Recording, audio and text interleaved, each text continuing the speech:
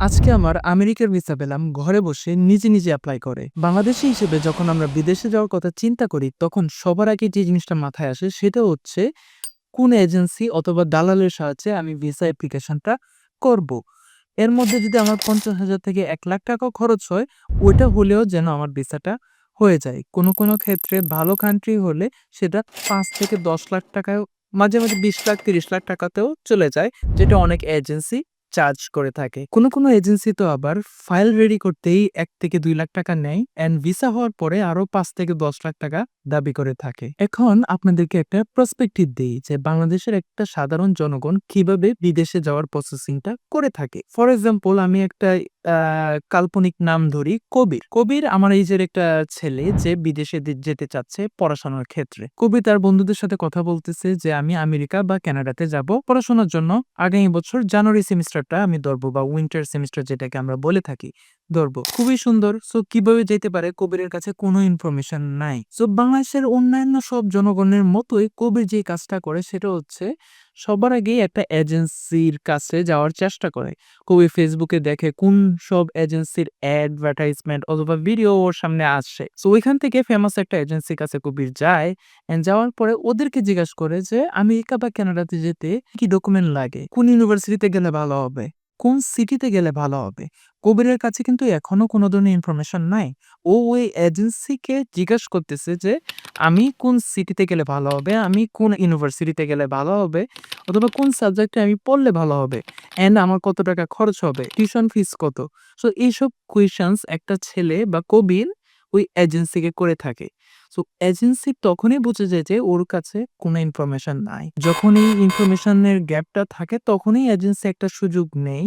ওদের পছন্দসই সিটিতে অ্যাপ্লিকেশন করায়, ওদের পছন্দসই ইউনিভার্সিটিতে অ্যাপ্লিকেশন করায় যেখান থেকে ওই এজেন্সি একটা বড় কমিশন পাচ্ছে অ্যান্ড কবিরের কাছ থেকে একটা ফাইল ওপেনিং ফিস, ভিসা অ্যাপ্লিকেশন ফিস সহ আরো অনেক ধরনের এক্সট্রা চার্জ নিয়ে থাকে। নট অনলি দিস, ভিসা হওয়ার পরেও কবিরের একটা বড় অ্যামাউন্ট দিতে হবে ওই এজেন্সিকে যে ভিসাটা ওরা করিয়ে দিচ্ছে তার জন্য। এটা ছিল বাংলাদেশের অলমোস্ট প্রায় 80% মানুষেরই সিচুয়েশন যারা হচ্ছে বিদেশে যাওয়ার ক্ষেত্রে এই সেম প্রসেসিংটা ফলো করে থাকে। অন্য দিক দিয়ে যদি আমি আমার কথা চিন্তা করি, আমি যেটা করেছিলাম বিদেশে আসার আগে সেটা হচ্ছে আমি ফার্স্টে যখন এইচএসসি দেওয়ার সময় যখন আমি বিদেশে যাওয়ার কথা চিন্তা করি তখন থেকে আমি রিসার্চ শুরু করি।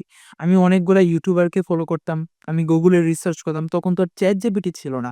সো আমি গুগলে রিসার্চ করতাম কোন ইউনিভার্সিটি ভালো, কোনটাতে ভিসা রেশিও ভালো, কোনটার টিউশন ফিস কেমন, আমি কত টিউশন ফিস এফোর্ড করতে পারবো। এই সবকিছু ইনফরমেশন আমি গ্যাদার করি। লাকিলি আমার ভিসাও হয়ে যায়। সো এখানে আমার এক্সট্রা কোনো টাকা খরচ হয় নাই। কারণ কিসের জন্য? কারণ হচ্ছে আমার কাছে একটা প্রপার ইনফরমেশন ছিল। এখন আসি কিভাবে আমি আমার আমেরিকার ভিসা পেলাম। ঘরে বসে ঘুম থেকে উঠে জাস্ট এপ্লাই করলাম অ্যান্ড আমার ভিসা হয়ে গেল। এরকমই ছিল না। আমি ফুল ডিটেইলস এ আপনাদেরকে বলতেছি। সো যেহেতু আমি কানাডাতে আছি অনেকদিন যাবত অ্যান্ড আমার হঠাৎ করে মনে হচ্ছে যে কানাডার সিচুয়েশন দিন খারাপ হচ্ছে। ইন্টারন্যাশনাল স্টুডেন্টস যারা পড়াশোনা করতে এসেছিল তাদের ওয়ার্ক পারমিট অ্যান্ড পিআর পর্যন্ত যদি প্রসেসিংটা আর আগের মতো সহজ নাই, এটা নিয়ে আমি একটা ভিডিও বানাবো। সো আমার মনে হলো যে আমার ব্যাকআপ কিছু কান্ট্রির ভিসা আমার কাছে থাকা উচিত।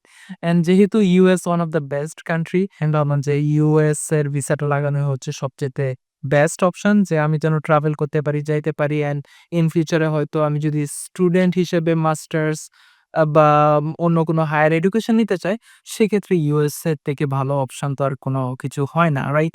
সো এর জন্য আমি ভাবলাম যে আমি ইউএসএ তে এপ্লাই করব। হঠাৎ একদিন আমার পরিচিত এক বড় ভাই বলল যে উনার ভিসা হয়ে গেছে, উনি এপ্লাই করছিল and everything was so smooth and easy. So ওইখান থেকে আমার কিছুটা ইন্সপায়ার হই যে ওকে, হোয়াই নট, আমিও ট্রাই করি। তো আমি জাস্ট একটু রিসার্চ করলাম যে ইউএস এর ভিসা আমি ফার্স্টে ভিজিটর ভিসাটাতেই এপ্লাই করি। সো ইউএস এর ভিজিটর ভিসার জন্য কি ইনফরমেশন লাগবে, কি ডকুমেন্টস লাগবে অ্যান্ড কোন ধরনের ফর্ম ফিল আপ করতে হবে বা ফুল প্রসেসটা কি, এটা নিয়ে আমি একটা রিসার্চ করি। আমার রিসার্চের পরে দেখলাম যে এই ভিসা তো অ্যাপ্লিকেশন করা সবচাইতে ইজি মনে হয় যে ওয়ার্ল্ডের অন্য সব কান্ট্রির তুলনায়। ভিজিটর হিসেবে আপনি ইউএসএ তে ট্রাভেল করতে চাচ্ছেন, সেক্ষেত্রে আপনাকে DS-160 ফর্মটা ফিল আপ করতে হবে। আর DS-160 ফর্মটা জাস্ট বেসিক ইনফরমেশন, আপনার নাম, আপনার বাবার নাম, আপনি কি করতেছেন, আপনি পাসপোর্টের ডিটেইলস, আপনার পার্মানেন্ট অ্যাড্রেস, আপনার প্রেজেন্ট অ্যাড্রেস, জাস্ট এইসব বেসিক ইনফরমেশন। আপনি কি ইউএসএ তে কাউকে চিনেন কিনা, কোনো অ্যাড্রেসে আম যাবেন কিনা, কোনো আত্মীয়র বাসায় যাবেন কিনা। যদি কোনো আত্মীয় না থাকে, আপনি কোথায় যেয়ে উঠবেন, জাস্ট একটা হোটেলের অ্যাড্রেস, বেসিক ইনফরমেশন গুলা আপনাকে দিতে হবে। অ্যান্ড একটা অ্যাপ্রক্সিমেট টাইম দিতে হবে যে কখন আপনি ট্রাভেল করতে চাচ্ছেন অ্যান্ড কতদিন আপনি থাকতে চাচ্ছেন। জাস্ট এই ইনফরমেশন গুলা দিয়েই DS-160 ফর্মটা ফিল আপ করতে হয়। যেটা হচ্ছে বাংলাদেশের সবাই করতে পারবে ঘরে বসে। বাংলাদেশের এজেন্সিগুলো ওই ফর্মটাই আপনাকে ধরে ফিল আপ করাবে। বলবে যে আমরা আপনার ফর্মটা ফিল আপ করে দিচ্ছি। সো ফার্স্ট অফ অল হচ্ছে যে এই যে DS-160 ফর্মটা ফিল আপ করতে হবে। DS-160 ফর্মটা ফিল আপ হয়ে গেলে ওরা একটা নাম্বার দেয়, যে অ্যাপ্লিকেশন নাম্বার যেটাই হোক। অ্যাপ্লিকেশন নাম্বারটা দিয়ে আপনাকে ইউএস ভিসা এমবাসির সাথে অ্যাপয়েন্টমেন্টটা নিতে হয়। যখন নেওয়া হয়ে যাবে তখন আপনাকে একটা ইন্টারভিউতে যেতে হবে। ইন্টারভিউতে যদি আপনি পাস করেন সেক্ষেত্রে তখনই আপনি ইউএস ভিসাটা পেয়ে যাবেন। আর যদি আপনি ইন্টারভিউতে ফেল করেন সেক্ষেত্রে আপনাকে ভিসাটা দিচ্ছে না।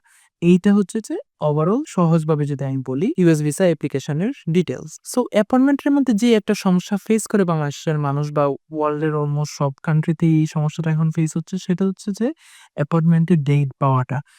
কিছু সময় যে ওই ডেটটা আমি শুনলাম যে ২ বছরের উপরে চলে যায়, ৩ বছরের উপরে চলে যায়। সো আপনারা চেষ্টা করবেন রেগুলার ট্রাই করবেন যে রিশিডিউল করার জন্য। রিশিডিউল করতে হঠাৎ করে হয়তো ক্লোজেস্ট কোনো একটা ডেটে পেয়ে যাবেন। আমার ক্ষেত্রে এটা আমি ২ মাসের ভিতরে পাই। সেক্ষেত্রে আমার ইন্টারভিউটা ২ মাস পরেই ছিল। এখন আপনাদেরকে বলি যেটা নিয়ে বাংলাদেশের এজেন্সিরা সবচাইতে বেশি ভয় দেখায় সেটা হচ্ছে DS-160 ফর্মটা। যে আপনি যদি এই ফর্মটা যদি ভালোভাবে ফিল আপ না করেন সেক্ষেত্রে আপনার ভিসা হবে না। এই ফর্মের মতো কঠিন ফর্ম আর কিছু হতে পারে না। আরো অনেক কিছু ওরা বোঝায় বাংলাদেশি মানুষদেরকে, যেহেতু ওদের কাছে প্রপার ইনফরমেশনটা নাই। সো যেটা আমি বলতেছি DS-160 ফর্মটাতে আহামরি কোনো ইনফরমেশন লাগে না। বেসিক ইনফরমেশন আমি মনে করি যদি আপনি কিছুদিনের ভিতরে ইউএসএ তে অ্যাপ্লিকেশন করতে চান, এট লিস্ট DS-160 ফর্মটা অনলাইনে এভেইলেবল আছে। ওটাকে জাস্ট ডাউনলোড করেন। ডাউনলোড করে নিজে চেক করে দেখেন যে ইনফরমেশনগুলা কি। একটা এজেন্সিকে ট্রাস্ট করার থেকে নিজের উপরে ট্রাস্ট করাটাই আমার মনে হয় যে বেস্ট অপশন। নেক্সট ভিডিওতে আমি কথা বলব আমার ইন্টারভিউতে কি ধরনের কোয়েশ্চেনস হয়েছিল অ্যান্ড আমার টোটাল কত টাকা খরচ হয়েছে এই ইউএস ভিসাটা নিতে। চ্যানেলটাকে একটা সাবস্ক্রাইব করবেন, ভিডিওতে একটা লাইক দিবেন অ্যান্ড কমেন্ট সেকশনেও বলে দিবেন আপনাদের আর কি ধরনের ইনফরমেশন দরকার। আপনারা যারা আমাকে চিনেন অনেক বছর যাবত আমি ভিডিও বানাচ্ছিলাম অ্যান্ড হঠাৎ করে ভিডিও বানানো অফ করে দিছি। কারণ হচ্ছে যে আমি অনেক লেজি। আমি একটা নতুন রুম নিছি। এতদিন হচ্ছে যে আমি শেয়ার্ড রুমে থাকতাম। নিজের এক্সপেন্সটাকে কমানোর জন্য এই সবকিছু নিয়ে আমি ভিডিও বানাবো ইন ডিটেইলসে। ভিডিওটা আশা করি ভালো লাগছে আপনাদেরকে। ইন ডিটেইলস আরো অনেক ইনফরমেটিভ ভিডিও বানিয়ে আমি চ্যানেলে আপলোড করব। চ্যানেলটাকে লাইক দিয়ে সাথে থাকবেন। সো আজকে পর্যন্ত এইদিকে। See you in the next video. Till then, bye by.